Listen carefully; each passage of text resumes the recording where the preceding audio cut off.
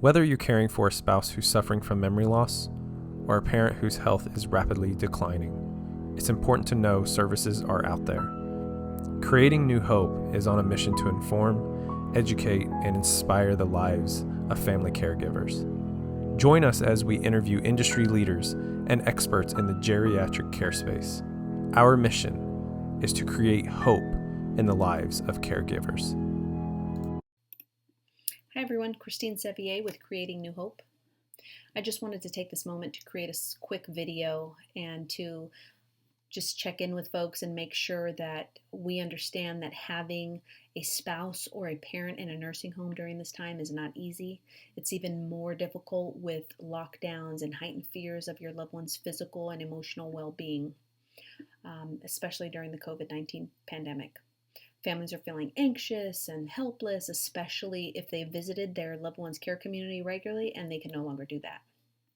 During these last, what are we on, day 58, so many families have called us and said, should I take my loved one out of their current care community and bring them home? That is a very personal question that I cannot answer for you.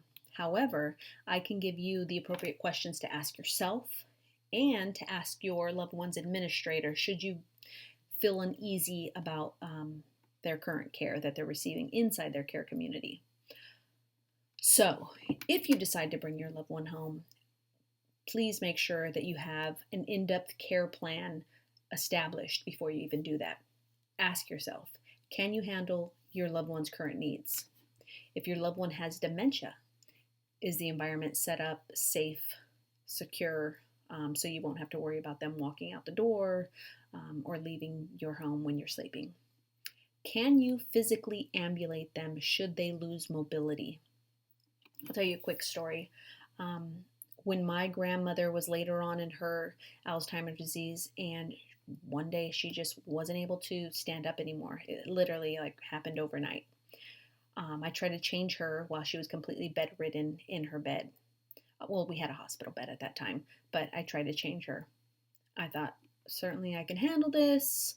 I've changed many kids before. I have 2 kids of my own. This is just a bigger size kid. No. Someone with dementia that's a little combative, to try to change them while they're in bed is a whole different ball game. When that happened, that was the day that I remember I was just so in over my head, and I couldn't believe that I didn't have the ability to change her, and I was just at a loss for words. So I called in some in-home care providers that came in, and these caregivers are skilled. I mean, they had the situation down.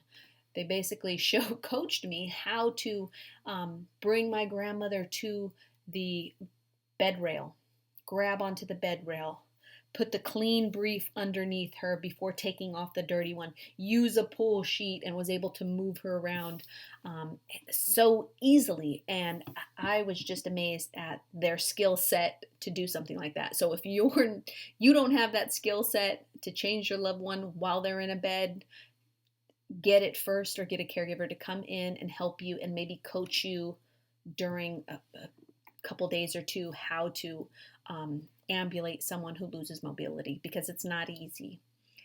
Do you have a backup plan if you get sick? Do you have friends or family members that can step in, or do you know of a good care community or in-home care provider that can come in and provide care should you need it? And you need to know the cost of that. Can you care for them as they decline? Will you have access to PPE and incontinence supplies during this time? We have gotten calls, as you know, that we've been giving out a lot of PPE during this time to residential care homes, assisted living communities, as well as any healthcare providers. Anybody that pretty much asks us, will meet the need. I have gotten some calls where family members that have decided to take their loved one home didn't have incontinence supplies, and Costco and Sam's Club were all sold out. So poor lady was driving all over the Bay Area to grab whatever pack happened to be at Walmart, whatever pack happened to be at Walgreens. So just make sure that you are prepared for that as well. Now, if you're feeling uneasy about having your loved one at the current community, here is some questions that you can ask them. Of course, you can ask them, or you can look on the Department of Social Services website if they had or have any positive COVID-19 cases. And I can tell you, if you go to cdss.ca.gov, Community Care Licensing Division, and you look for the tab that says Additional Resources, there's highlighted right there in yellow, COVID-19 positive cases in adult senior care facilities. Click on that. You can see facilities that have any positive cases, and it's pretty much the data is updated daily. And I can tell you just by scrolling over this list, there doesn't appear to be, there's like one in the Bay Area, maybe one in Contra Costa County, and a few in San Mateo County, but Alameda County, I don't see anything on here. So, I mean, communities have been working their tails off, keeping these places clean, and making sure that they are going by every single protocol by the Department of Health. So, back to the questions on what you should be asking these administrators. Do they have enough PPE? I can tell you that the Ombudsman's Department, Health Department, Office of Emergency Services, and organizations like Creating New Hope have been supplying PPE for a lot of these communities. There's even drive-through distribution sites throughout Contra Costa County so we have in the Bay Area have met the need for our care communities to get PPE.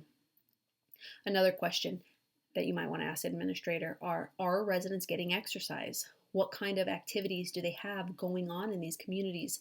Right now, you're seeing in our assisted living communities and even in the residential care space, they're having activities throughout the hallway by having the residents just come to the door and maybe playing mini golf, or they're playing bingo throughout the hallway. So everyone's keeping their social distancing, and they're being very creative in making sure that your loved ones are staying socialized.